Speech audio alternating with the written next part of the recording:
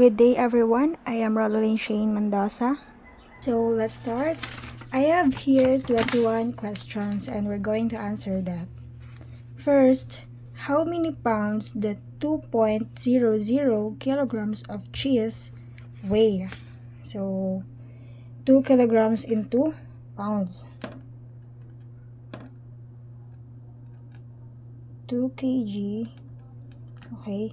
So 1 kg mayroong 2.20,462 lb. So 2 times 2.20,462 lb divided by 1. The answer is 4.409 lb. So next question. How many ml are in 0.50 quarts? 0.50 quarts. So 1 quarts mayroong 946.353 ml. Same process lang din. 0.50 times 946.353 ml divided by 1. The answer would be 473.18 ml. You can use your calculator to solve this. Next, how many inches are in 1 kilometers?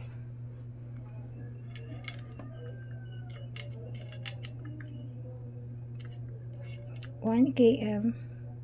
Okay, we can directly use the kilometers into inches. So let's do this first. 1 km convert into meters. So 1,000 meters. So sa 1,000 meters ay 1 meters mayroong 3,701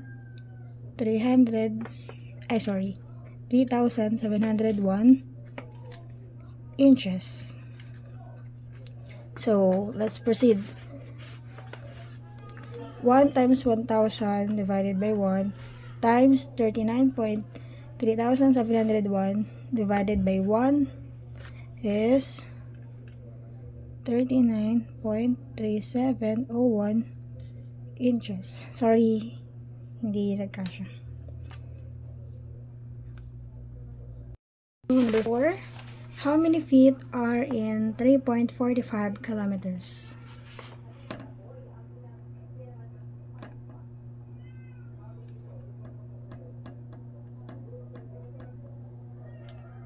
We can't directly convert it into feet. So 1 km. So 1 km mayroong 1,000 meters. And then ito, pwede na natin siya ma-convert like 1 meters. So 1 meters mayroong 3.28024 feet. So the answer is 11,318.9 feet. So number 5, how many kilometers are in 5 miles?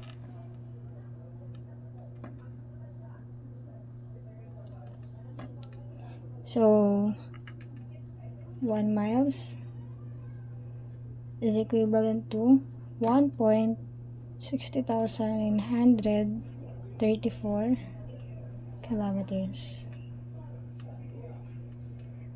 5 times 1.60,934 divided by 1 is equal to 8.0467 kilometers.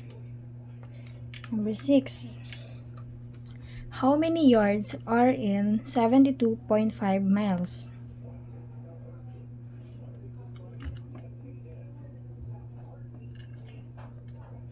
pwede natin siya convert directly.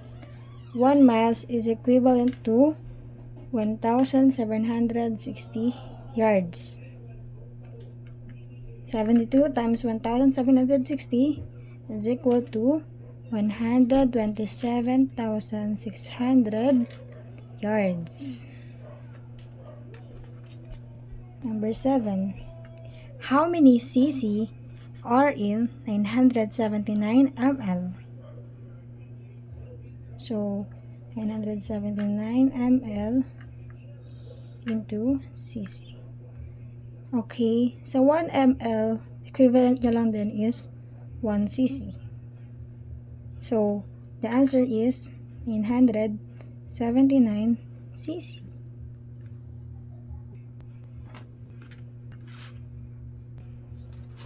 Number 8. How many kelvins are in negative 15.5 degrees Celsius? Negative 15.5 degrees Celsius. So, our formula here is plus 273.15. Ayan ang formula natin para makuha yung kelvins. So, plus 273.15 is equal to 256.65 kelvins. So, number 9. How many degrees Celsius are in 315 kelvins? Formula naman natin dito is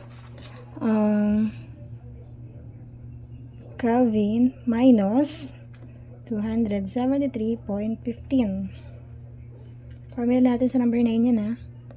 So, 315 kelvins minus 273.15. The answer is 41.85 degrees Celsius. Number 10. How many degrees Fahrenheit are in 30 degrees Celsius? So, we're looking for degrees Fahrenheit. Or we're solving for degrees Fahrenheit. So, the formula here is degrees Celsius times 9 over 5 plus 32. Formula natin yan para mahanap yung degrees Fahrenheit. So, ang given is 30 degrees Celsius, plug in, times 9 over 5 plus 32. The answer is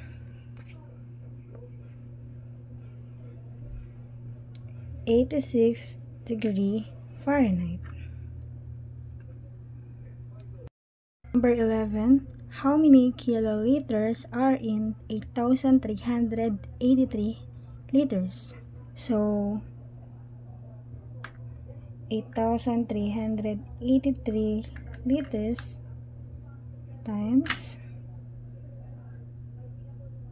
okay, so 1 kiloliter mayroong 1,000 liters.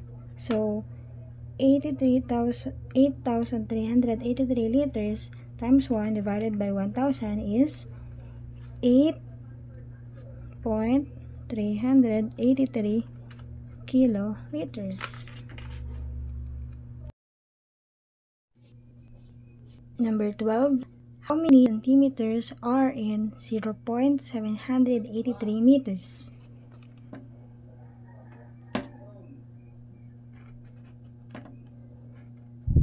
Zero 0.783 meters.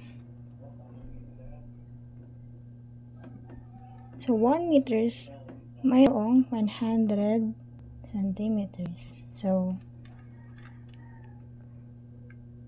multiply and then divide. The answer is 78.3 centimeters. Or otherwise, you can use move sa dalawa yung 0. So, 1, 2. It depends on you. And it depends on the situation. Number 13. How many meters are in 252 mm?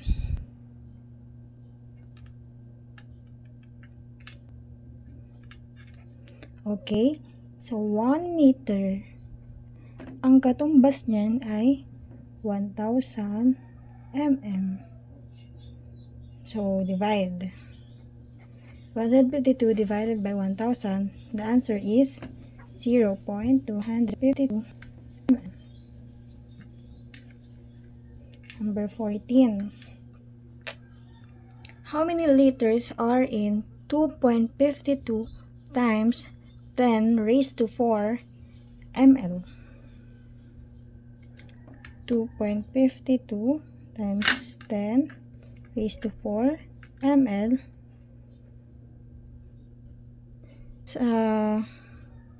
1 liters, ang katumbas ng 1 liter into ml is 1,000 ml.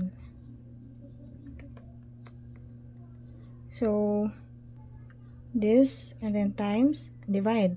The answer is 25.2 liter. Number 15.